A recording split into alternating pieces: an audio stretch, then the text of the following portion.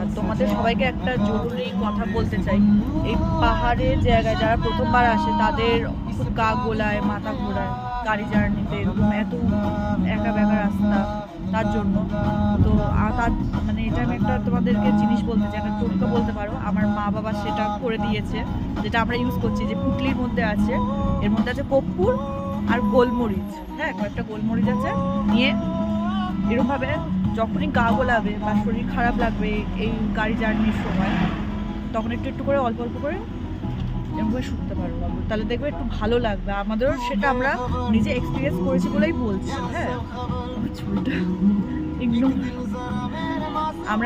আমি নিজে সেটা এক্সপিরিয়েন্স করেছি এবং আমি ওকেও দিয়েছি।